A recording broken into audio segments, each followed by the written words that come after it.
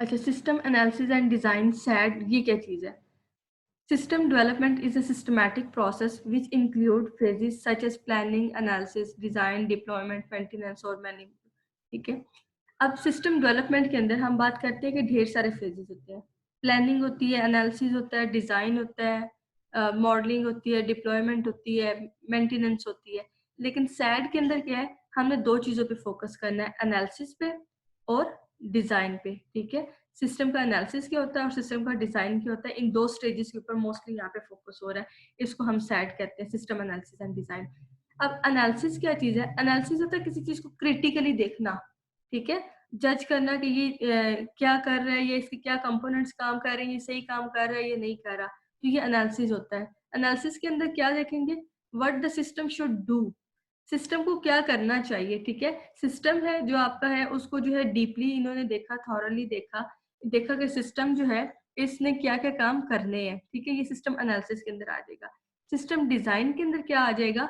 How to accomplish the objective of the system, कि जो काम करने हैं उनको किस तरह से करना है। ठीक है, एनालिसिस बताएगा क्या करना है और डिजाइन बताएगा हाउ, कैसे करना है। ठीक है, एनालिसिस क्या हमने एनालिसिस में हमने आइडेंटिफाई कर लिया हमारा सिस्टम ये वाले काम जो है वो करेगा। ठीक है, और डिजाइनिंग के अंदर हमने किया है, उसकी मॉडलिंग कर ली, उसको डिजाइन करके बता दिया कि ये वाले काम इस तरह से करने हैं। ठीक है, तो ये एनालिसिस और डिजाइन दो फेजेस है, इनके ऊपर मोस्टली हमने फोकस करना है यहाँ पे। अब इसकी प्रॉपर डेफिनेशन देख लेते हैं। SAD is a broad term for describing methodologies for developing high quality information system, ठीक है, which combine information technology, people and data to support the business requirement। ठीक है, आपकी जो भी बिजनेस रिक्वायरमेंट है उनको फुलफिल करने के लिए आपने एक इंफॉर्मेशन सिस्टम जो है वो क्रिएट करना है। उस इंफॉर्मेशन सिस्टम के अंदर क्या होगा? इंफॉर्मेशन टेक्नोलॉजी भी होगी, डिफरेंट लोग भी होंगे, डाटा भी होंगे, प्रोसेसेस भी होंगे, फीचर भी होंगे, ढेर सारी चीजें होंगी।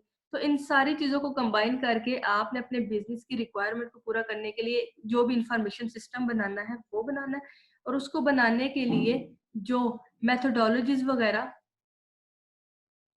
जो मेथोडोलॉजीज यूज होती हैं, जो प्रोसीजर यूज होते हैं, ठीक है, जो उनसे फेजेस यूज होते हैं, उनको यहाँ पे सैट डिस्क्राइब करता है ताकि आपका सिस्टम जो है वो बड़ा हाई क्वालिटेटिव बने।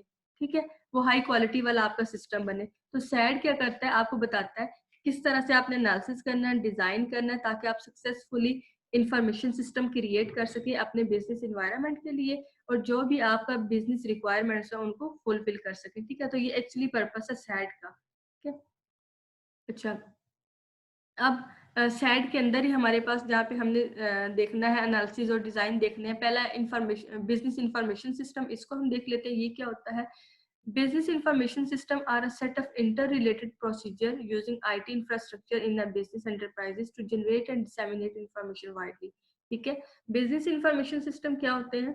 हमारे एंटरप्राइजेस या फिर हमारी कंपनी के वो सिस्टम होते हैं जिनको different procedure, different IT infrastructure, different technologies को यूज करके बनाया जाता है। क्यों बनाया जाता है? ताकि जो है हाई क्वालिटेटिव इंफॉर्मेशन जो है उसको जनरेट किया जाए और उसको डिसेमिनेट किया जाए। डिसेमिनेट होता है फैला देना, ठीक है, स्प्रेड कर देना।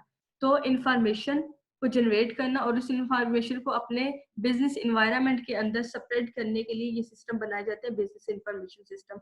अब ये इंफॉर्मेशन क्यों जनरेट की जाती है, ये इंफॉर्मेशन को क्यों स्प्रेड किया जाता है, ये देखते हैं।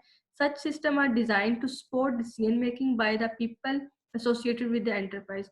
आपके एंटरप्राइज से एसोसिएटेड जितने भी लोग हैं वो उस इंफॉर्मेशन को यूज करें और जो डिसीजंस लेने हैं वो डिसीजंस जो है उस टाइम पे ले सके। ठीक है, तो जब भी बड़ी बड़ी ऑर्गेनाइजेशन के अंदर डिसीजन लेने होते तो ऐसे ही नहीं है कि आपके माइंड में जो है आपने क्या दिया। सारी इंफॉर्मेशन जो पिछली हिस्ट्री होती है उसको देखा जाता है, जो ट्रेंड्स होते हैं वो देखा जाता है, जो इंफॉर्मेशन होती है आपकी ऑर्गेनाइजेशन की वो देखी जाती है और उनकी बेसिस के ऊपर जो है डिसीजन मेकिंग की जाती है। ठीक है, तो इंफॉर्मेशन किस लिए यूज होती है? डिसीजन मेकिंग के लिए यूज हो रही है। The business information system get data and other resources of IT infrastructure as an input. ठीक है, आईटी के जो रिसोर्सेज है वो और जो इंफॉर्मेशन फ्लो कर रही है, जो डाटा है, उसको लिए as a input from the environment, process them, उसके ऊपर प्रोसेसिंग की to satisfy the information need of the different entities associated with the enterprises। इसका क्या मतलब है? आपका बिजनेस है, बिजनेस के अंदर जो भी इंफॉर्मेशन है, जो भी डाटा है, जो भी रिसोर्सेज है, उनको एज अ इनपुट लिया उसके ऊपर प्रोसेसिंग दी, जो भी ट्रांसफॉर्मेशन करनी है, जो भी कन्वर्जन करनी है, जो भी प्रोसेस परफॉर्म करना है वो किया, और आउटपुट के तौर पे वो इंफॉर्मेशन यूजफुल इंफॉर्मेशन क्रिएट करती, जिसको फिर बिजनेस के अंदर जो है वो यूज किया जाता है डिसीजन मेकिंग के लिए। ये डायग्राम इसी को शो कर रही है। ये आपका बिजनेस सिस्टम है, बिजनेस इन्वायरमेंट है। यहाँ पे क्या है, इनपुट के तौर पे आपने आईटी रिसोर्सेज लिए, जो भी इंफॉर्मेशन आपको चाहिए थी वो लिए, इसके ऊपर प्रोसेसिंग हुई है, और आउटपुट के तौर पे आपने क्या है, इंफॉर्मेशन प्रोड्यूस कर दी है। अब ये इंफॉर्मेशन इस बिजनेस इन्वायरमेंट के अंदर एज अ यूज होगी डिसीजन मेकिंग के लिए। और यहाँ पे ये फीडबैक एंड कंट्रोल है कि यहाँ पे आउटपुट के अंदर अगर कोई जो है प्रॉब्लम आ गई है, तो उसको जो है आप दोबारा से फीडबैक के तौर पे इनपुट पे देंगे, और दोबारा उसके ऊपर प्रोसेसिंग हो जाएगी, ठीक है, उसको कंट्रोल और मैनेज किया जाएगा, ठीक है। तो जब तक जो है वो सही वाली आपके पास आउटपुट नहीं आ जाती, आपकी वो नीड्स जो है फुलफिल नहीं हो रही होती, तब तक जो है ये लूप चलती रहती है। ठीक, अब कुछ करेक्टरिस्टिक या फीचर आप कह लें बिजनेस इंफॉर्मेशन सिस्टम के, वो कौन से हैं? First one is provide the information need for decision making in the business. सबसे पहले तो इसका काम है डिसीजन मेकिंग के लिए जो इंफॉर्मेशन चाहिए है वो देता है। सेकंड पे है the business information system are subject to the dynamics of the business environment and need to flexible enough to absorb the changes. अच्छा, ये क्या काम कह रहा है कि आपका जो बिजनेस इंफॉर्मेशन सिस्टम है वो डायनामिक होना चाहिए, ठीक है, वो स्टैटिक टाइप का नहीं होना चाहिए। मीन्स के अगर कोई चेंज आता है आपके बिजनेस इन्वायरमेंट के अंदर, उस चेंज को ये अडॉप्ट करे और उस चेंज को फुलफिल करे, उस चेंज के अकॉर्डिंगली फिर काम करे, ठीक है। आपका सिस्टम जो स्टैटिक नहीं होना चाहिए कि बस जो एक दफा काम कर दिया, जो एक दफा इंफॉर्मेशन दे दी, उसी के ऊपर चलना है, ठीक है। तो टाइम टू टाइम जो है अपडेशन और जो कॉन्फ़िगरेशंस है वो साथ साथ होनी चाहिए, ताकि आपके जो डिमांड्स है उनको सेटिस्फाई किया जाए। Business information system needs to be proactive. This has become important because of the fact that the manager get involved in the routine activity. अच्छा, इसका क्या मतलब है कि आपके जो बिजनेस इंफॉर्मेशन सिस्टम के हायर अथॉरिटीज हैं, मैनेजमेंट के लोग हैं, वो सारे के सारे जो है इसके अंदर इन्वॉल्व हो, ठीक है। डेली बेसिस के अंदर जो है इन्वॉल्व हो, आपके बिजनेस के अंदर क्या काम हो रहे हैं, क्या नहीं हो रहे, कौन से जो है वो इंफॉर्मेशन आ रही है, कहाँ से इंफॉर्मेशन फ्लो कर रही है, रिसोर्सेज क्या है, ये सारी इंफॉर्मेशन जब उन्हें रोज की रोज मिलेगी, तो उसकी बेस के ऊपर वो बड़े अच्छे डिसीजंस ले सकेंगे, ठीक है। प्रोएक्टिव होना चाहिए आपका सिस्टम, एक्टिव फॉर्म के अंदर होना चाहिए। तो इस तरह से उनको सारी इन्फॉर्मेशन पता होगी, उसकी बेस के ऊपर वो डिसीजन मेकिंग सही वाले ले लेंगे। अगर जो है वो खुद 1 महीने बाद आते हैं ऑर्गेनाइजेशन का चक्कर लेने, और बस जो इन्फॉर्मेशन उनको इधर उधर से मिली उसकी बेस के ऊपर वो डिसीजन लेंगे, तो आपकी ऑर्गेनाइजेशन बिल्कुल भी सही वाले ना तो डिसीजन मेकिंग होंगी, ना ही उन डिसीजन मेकिंग की बेस के ऊपर कोई भी आउटपुट जो अच्छी वाली प्रोड्यूस होगी, ठीक है।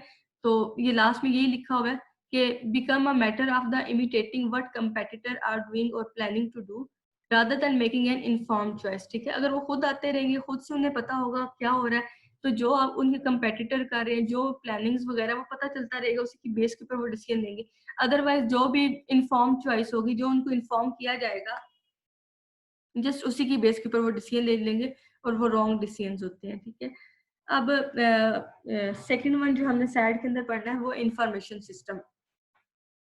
इंफॉर्मेशन सिस्टम के अंदर क्या है, 1 मिनट वेट कीजिएगा।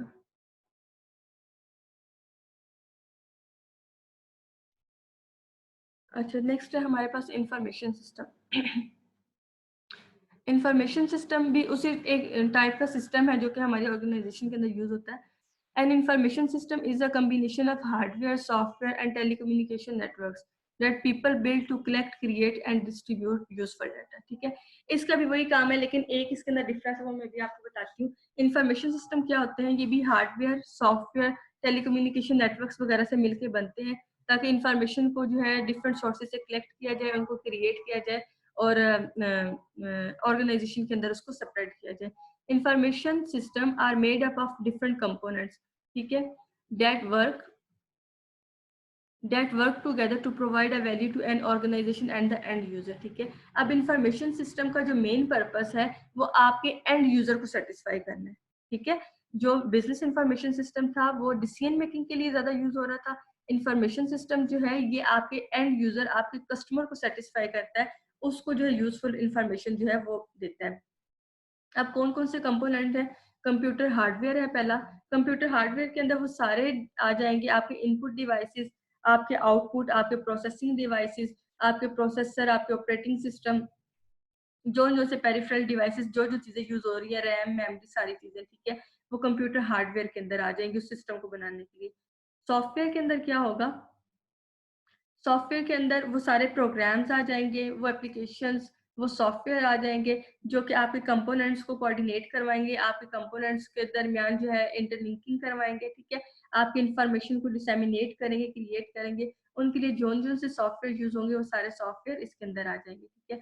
डेटाबेसिस के अंदर क्या है, डेटाबेसिस के अंदर आपकी ऑर्गेनाइजेशन की डाटा रिपोजिटरी आ जाएगी। मींस के जहाँ पे सारा डाटा जो स्टोर होगा आपकी ऑर्गेनाइजेशन का, आपके सिस्टम का, जहाँ पे सारा डाटा जो स्टोर होता है, उस डाटा को हम लोग जब चाहिए होता है उसको हम वहाँ से एक्सेस कर लेते हैं, डाटा को अपडेट कर सकते हैं, डिलीट कर सकते हैं, इंफॉर्मेशन स्टोर कर सकते हैं फॉर अ लॉन्ग टाइम। तो ये सारा जो डाटा है ये डाटा बेसिस के अंदर आ जाएगा, ठीक है। इसके अंदर हम लोग अपना सारा डाटा रख लेते हैं और वहाँ से रिपोर्ट्स वगैरह जो भी जनरेट करनी है वो कर लेते हैं। Fourth one is network. Network क्या है, टेलीकम्युनिकेशन नेटवर्क आपके यूज हो जाएंगे इसके अंदर, जो आपके डिफरेंट सिस्टम को कनेक्ट करेंगे और कम्युनिकेशन चैनल जो है वो प्रोवाइड करेंगे। इसके अंदर इंटरनेट है, इंट्रानेट है, एक्स्ट्रानेट है, और भी डिफरेंट तरह के आपके नेटवर्क्स, प्राइवेट नेटवर्क्स आप बना लेते सारे आ जाते हैं, ठीक है। और नेटवर्क्स के जो कंपोनेंट्स हैं वो सारे इसके अंदर आ जाएंगे, आपके स्विचेस हैं, हब हैं, राउटर्स हैं, केबल्स हैं, ठीक है, सर्वर्स हैं, जो उनसी चीजें सारी नेटवर्क्स में यूज होती हैं वो सारी चीजें यहाँ पे आ जाएंगी, ठीक है। अब इंटरनेट, इंट्रानेट और एक्स्ट्रानेट, ये है किसी को आइडिया ये क्या होते हैं? जैसा भी आइडिया आता है उसको शेयर कर दें। है किसी को idea? Intranet, extranet and internet.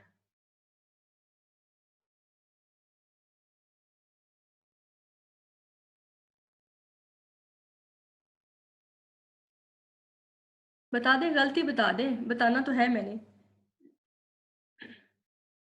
Ma'am internet private users के लिए होता है, जो मतलब ऑथराइज्ड यूजर्स के लिए हो इंटरनेट, उसके लिए होता है।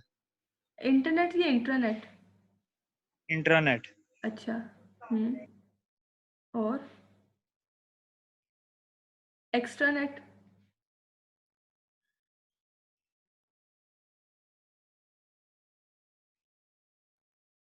अच्छा चले मैं ही बता देती हूँ, ठीक बताया आपने। इंट्रानेट होता एक्स्ट्रानेट है, मैम जो पार्टनर्स को, हम्म, एक्स्ट्रानेट जो ऑथराइज्ड पार्टनर्स को एक्सेस देता है। ऑथोराइज पार्टनर को एक्सेस देता है, हाँ ठीक है, किसी हद तक ठीक है, ठीक है। एक एग्जांपल से आपको समझा देती हूँ। एक ऑर्गेनाइजेशन है, उसने अपना प्राइवेट इंटरनेट जो है, प्राइवेट नेटवर्क जो है उसको इस्टेब्लिश किया हुआ है, ठीक है। ये सिर्फ ऑर्गेनाइजेशन के अंदर के जो लोग हैं वही उसको एक्सेस कर सकते हैं, तो वो क्या होगा, इंटरनेट होगा। अगर आपकी ऑर्गेनाइजेशन कहती है नहीं, मैंने अपने पार्टनर्स को भी साथ में जो है फैसिलिटेट करना है ताकि वो भी मेरे नेटवर्क को एक्सेस कर सके, आपके कस्टमर हो गए, एंड यूजर हो गए, आपके सप्लायर हो गए, उन सबको भी साथ में ऐड करना है, तो वो जो आपकी कंपनी के नेटवर्क को एक्सेस कर सकेंगे वो एक्स्ट्रा नेट होंगे, ठीक है। आपकी अपनी ऑर्गेनाइजेशन, साथ में आपके पार्टनर्स। और इंटरनेट कौन सा होगा, इंटरनेट जो वाइड वर्ल्ड है, ठीक है। ये जो है ओवरऑल द वर्ल्ड, किसी भी जगह से आप लोग एक्सेस किसी को भी कर सकते हैं, ठीक है, ओपनली होता है। इसके अंदर कोई रिस्ट्रिक्शन नहीं होती प्राइवेटली या फिर पार्टनर्स की, जहाँ से जो मर्जी यूज करें, तो ये इंटरनेट के अंदर आ जाता है। तो ये तीन है, इंटरनेट, एक्स्ट्रानेट एंड इंटरनेट। अच्छा, नेक्स्ट जो हमारा कंपोनेंट है ह्यूमन रिसोर्स। ह्यूमन रिसोर्स के अंदर आपकी मैन पावर आ जाती है, ठीक है। आपके एम्प्लॉयज आ जाते हैं, या फिर आपके वर्कर्स आ जाते हैं, कॉन्ट्रैक्टर आ जाते हैं, वो सारे लोग आ जाते हैं जो आपके सिस्टम को रन करते हैं, उनको मैनेज करते हैं, ठीक है। और the main purpose of the information system is to benefit the end user. तो मेन जो पर्पस है यहाँ पे इंफॉर्मेशन सिस्टम का, वो आपके एंड यूजर को फैसिलिटेट करना, आपके एंड यूजर को बेनिफिट देना है, इंफॉर्मेशन आपके एंड यूजर को देनी है, ठीक है, ताकि वो जब आपके सिस्टम के साथ इंटरेक्ट हो, आपके ऑर्गेनाइजेशन के साथ, तो उसको कोई मसला ना हो। और उसके अलावा एंड यूजर्स के अंदर आपके accountant, cell person, customer, clerk, manager, ये सारे भी आ जाते हैं, ठीक है। मतलब कि जो आपके सिस्टम को यूज कर रहे हैं उनको सारी इंफॉर्मेशन जो है टाइमली मिलनी चाहिए। अब बेनिफिट क्या है यहाँ पे आपके इंफॉर्मेशन सिस्टम के, their ability to provide a user with the information needed to do any task effectively, efficiently and timely, ठीक है। इंफॉर्मेशन तो वैसे भी मिल जाती है, लेकिन जब एक प्रॉपर सिस्टम बना होगा तो आपको टाइमली इंफॉर्मेशन मिल जाएगी, ठीक है। एक क्लिक के ऊपर आपको सारी इंफॉर्मेशन एफिशिएंटली इफेक्टिवली मिल जाएगी, ठीक है। और उसकी बेस के ऊपर बाकी डिसीजन करने भी इजी हो जाएंगे। Computer databases and paper record provide, अच्छा ये कह रहे हैं कि कंप्यूटर डेटाबेसेस भी है, यहाँ पे डाटा पड़ा होता है, या फिर आपने हैंड रिटन रिकॉर्ड रखे होते हैं पेपर बेस्ड, वहां से भी तो इन्फॉर्मेशन मिल जाती है। फिर ये वाली क्यों जरूरी है इन्फॉर्मेशन सिस्टम, वहां पे सिर्फ इन्फॉर्मेशन मिल जाती है, यहाँ पे आपको टाइमली प्रॉपर फॉर्मेट के ऊपर और जस्ट एक क्लिक के ऊपर इन्फॉर्मेशन मिल जाती है। जबकि वहां पे रजिस्टर खोलो, वहां से देखो, और डेटाबेसेस अगर यूज कर रहे हैं तो उसके ऊपर क्यूरी लगाते हैं और फिर उसके रिजल्टेंट जो है रिजल्ट वो हमें मिलता है, ठीक है। तो ये फास्टली आपको टाइमली जो है एफिशिएंटली इंफॉर्मेशन प्रोवाइड कर देता है। अच्छा, अब यहाँ पे कुछ जो है सिस्टम जो है क्लासिफिकेशन है उनकी इंफॉर्मेशन सिस्टम की कौन कौन सी है।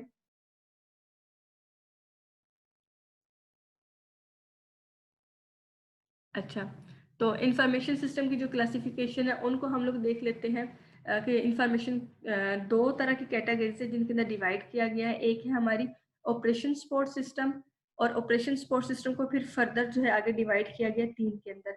और सेकंड जो है हमारी मैनेजमेंट सपोर्ट सिस्टम है, जिसके आगे फर्दर ये 3 दिए हुए हैं, ठीक है। दो मेन कैटेगरीज है, मैनेजमेंट सपोर्ट और ऑपरेशन सपोर्ट, और फिर आगे इनको फर्दर डिवाइड किया गया। अब इनको देख लेते हैं।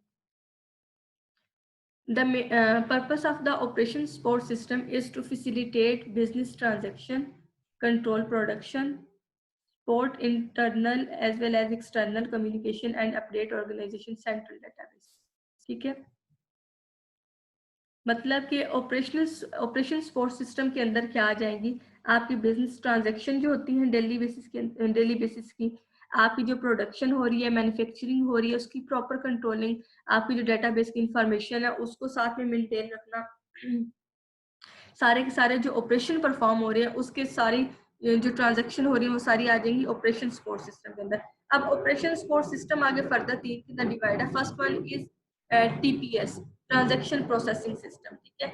इसके अंदर आपके डिफरेंट फंक्शनल एरिया है, आपके डिफरेंट डिपार्टमेंट है, सेल वाले लोग हैं, अकाउंट वाले हैं, फाइनेंस वाले हैं, इंजीनियरिंग वाले हैं, ह्यूमन रिसोर्स एचआर वाले हैं, मार्केटिंग वाले हैं, ठीक है। एक ऑर्गेनाइजेशन के अंदर सारे डिपार्टमेंट है। इन हर एक डिपार्टमेंट के अंदर जो डेली की ट्रांजैक्शन हो रही है उसको ट्रांजैक्शन प्रोसेसिंग सिस्टम जो है वो हैंडल करेगा। जैसे आपका सेल का एक डिपार्टमेंट ले ले, तो वहाँ पे सेल जो हो रही है उसकी सेल ऑर्डर, उसकी सेल रिटर्न, उसकी जो भी पेमेंट हो रही है वो सारा सिस्टम, ठीक है। उसकी इन्वेंट्री मैनेजमेंट मींस कितना मटेरियल जो है आपका सेल आउट हो चुका है, कितना जो है रिमेनिंग है, इन्वेंट्री प्रॉपर मेंटेन करना।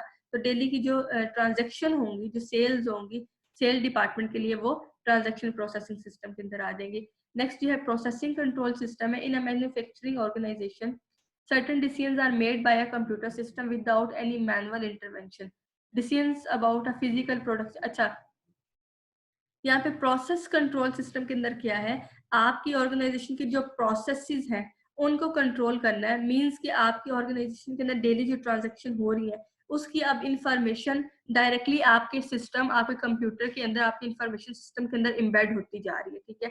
वहाँ पे ह्यूमन इंटरवेंशन नहीं है, वहाँ पे कोई मैनुअल इंटरवेंशन नहीं है कि खुद से इंसान या फिर जो वर्कर है वहाँ पे वो एम्बेड नहीं करे, वो इनपुट नहीं करे। जैसी आपकी ट्रांजैक्शन होती है आपकी इंफॉर्मेशन सारी जो स्टोर हो जाती है कंप्यूटर के अंदर, और वो जो ट्रांजैक्शन हुई है, वो जो सारी इंफॉर्मेशन है उसकी बेस के ऊपर फिर जो आगे डिसीजंस लिए जाते हैं, ठीक है। और ये बड़े फेयर डिसीजन होते हैं, जहाँ पे ह्यूमन इंटरवेंशन आ जाएगी वहां पे जो है प्रॉब्लम क्रिएट होने लग जाती है, ठीक है। Third one is enterprise collaboration system. Collaboration system के अंदर क्या है, आपने डिफरेंट जो फंक्शनल टीम है, जो डिफरेंट फंक्शनल इन्वायरमेंट है, उनके दरमियान आपने कोलैबोरेशन करवानी है, ठीक है। ताकि आपकी इंफॉर्मेशन जो है सही तरह से स्प्रेड होती रहे, सबके दरमियान कोलैबोरेट रहे, कम्युनिकेशन जो है वो सही तरह से रहे, ठीक है। और ये टाइमली परफेक्टली जो है वो डिसीजंस ले सके।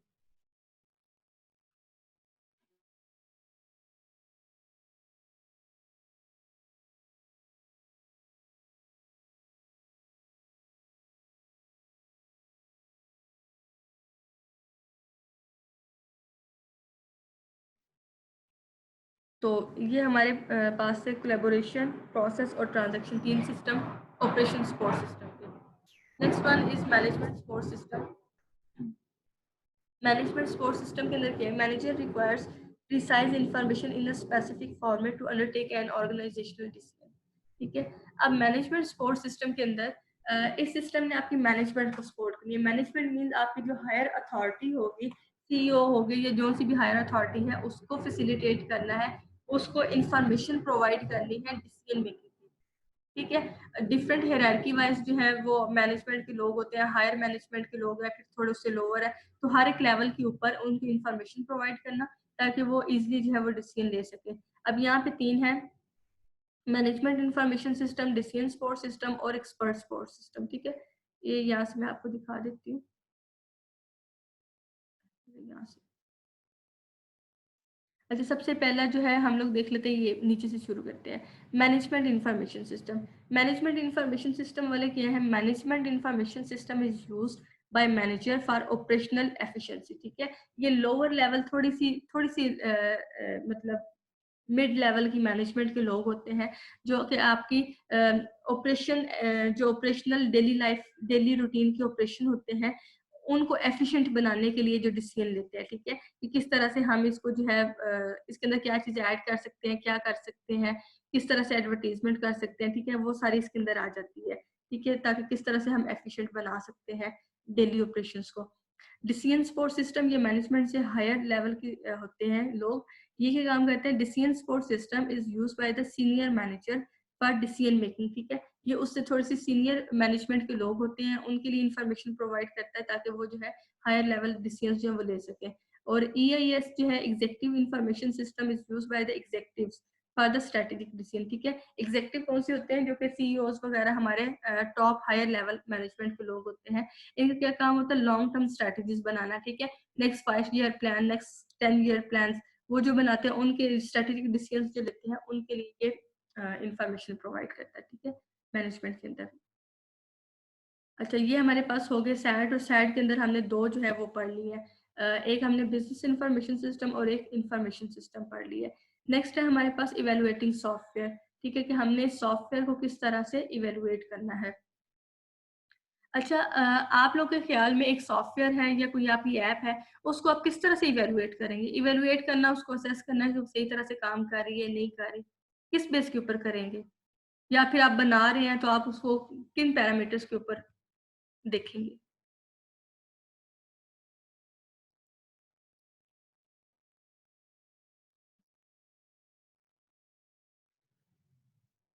बता दें, माइक ओपन कर लिया करें कभी-कभी।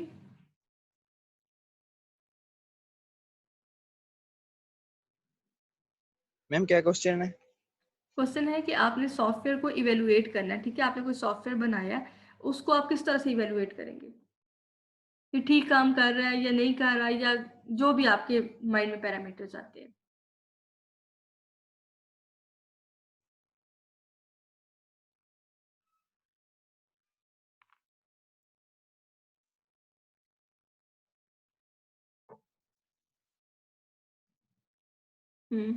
नहीं बताना किसी ने? चलिए,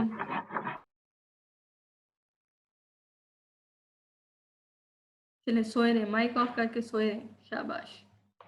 मैं ही बता देती हूँ। नहीं, जाग तो रहे हैं हम।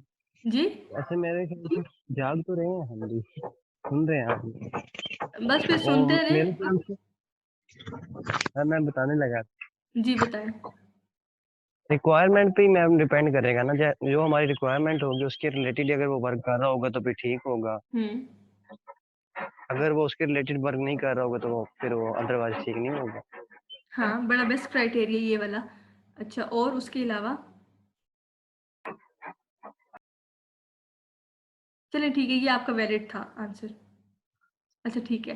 उसमें software evaluation is a type of assessment. Evaluation क्या है? असेसमेंट, इवेलुएट करना, असेस करना, चेक करना कि सही काम कर रहा है या नहीं कर रहा। That seeks to determine if software और combination of software program is the best possible fit for the need of a given client. जो आपने बताया इसका वही मतलब है कि जो भी आपका क्लाइंट यस है जो भी आपका क्लाइंट है, एंड यूजर है, कस्टमर है, उसकी नीड को फुलफिल करने के लिए ये बेस्ट फिट है या नहीं।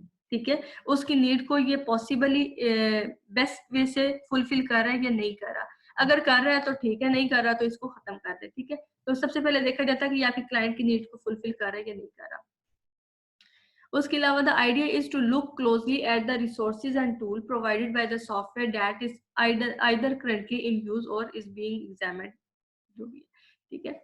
मीन्स कि जोन जोन से आपके सॉफ्टवेयर को बनाने के लिए टूल्स यूज हुए हैं, जोन जोन से रिसोर्सेज यूज हुए हैं, उनको पहले देख लें सही तरह से, ठीक है, कि वो वाले प्रॉपरली काम कर रहे हैं या नहीं कर रहे, ठीक है। और उसके अलावा आप ये भी साथ में देख लें कि आपका सॉफ्टवेयर जो है जब इंस्टॉल होगा आपके सिस्टम के अंदर, तो जो वहाँ पे पहले से एप्लीकेशन वहाँ पे इंस्टॉल है, उन एप्लीकेशन के साथ ये कंपैटिबल है या नहीं है, ठीक है। उनके साथ ये सही तरह से काम कर रहा है या नहीं कर रहा। आपके ऑपरेटिंग सिस्टम के साथ आपकी ये ऐप जो आप इंस्टॉल कर रहे हैं, ये ऑपरेटिंग सिस्टम के साथ कंपैटिबल है या नहीं। कंपैटिबल मीन्स कि सही तरह से काम कर रही है या नहीं, या फिर इसके अंदर कोई प्रॉब्लम्स आ रहे हैं, ठीक है। फिर यस मैम। आपके डिफरेंट जो रिसोर्सेज हैं, आपके हार्डवेयर हैं, आपके सिस्टम की कैपेसिटी है, रिसोर्सेज के अंदर आपकी मेमोरी आ जाएगी, हार्डवेयर जो भी चीजें आ जाएंगी, ठीक है, उनके साथ इसकी कंपेटिबिलिटी देख लो, ठीक है, कि आप जो बनाने जा रहे हैं सॉफ्टवेयर वो हर लिहाज से कंपेटिबल हो, ठीक है, और यूजर की नीड को फुलफिल कर रहा हो। उसके अलावा आप ये भी देख लेंगे कि आप जो बनाने जा रहे हैं सॉफ्टवेयर या एप्लीकेशन वो विद इन अ बजट बने, ऑन टाइम जो है वो डिलीवर हो और कस्टमर की नीड को फुलफिल करे, और अगर उसके अंदर चेंजेस आ रही हैं, अपडेशंस आ रही है, कॉन्फ़िगरेशन आ रही है, तो उनको वो फुलफिल करे, ठीक है। डायनामिक टाइप का होना चाहिए, अडॉप्टेबल होना चाहिए, ठीक है, स्टैटिक टाइप का नहीं होना चाहिए। उसके अलावा ये वाली वही सारी बातें लिखी हुई जो मैंने बता दी हैं। Software evaluation is necessary to make sure that all software used by an individual और business is actually increasing the efficiency of the operation rather than creating additional load, ठीक है। इसका क्या मतलब है कि जो आप चीज बनाने जा रहे हैं उसको श्योर कर लें कि वो आपके सिस्टम की एफिशिएंसी को इंक्रीज करेगा, आपके सिस्टम को, आपके एंड यूजर को वैल्यू देगा, बेनिफिट देगा, ठीक है, ना कि उसके लिए एक्स्ट्रा का बर्डन बन जाएगा, ठीक है। ये नहीं है कि एप्लीकेशन एक बना दी, बस डाल दी सिस्टम के अंदर, कोई काम कर रही है या नहीं कर रही, एडिशनल लोड जो है वो हो गया, ठीक है। इस तरह नहीं करना, कोई एक्चुअल वैल्यू प्रोवाइड करेगी तब भी आपने वो डिलीवर करनी है, वो बनानी है, ठीक है।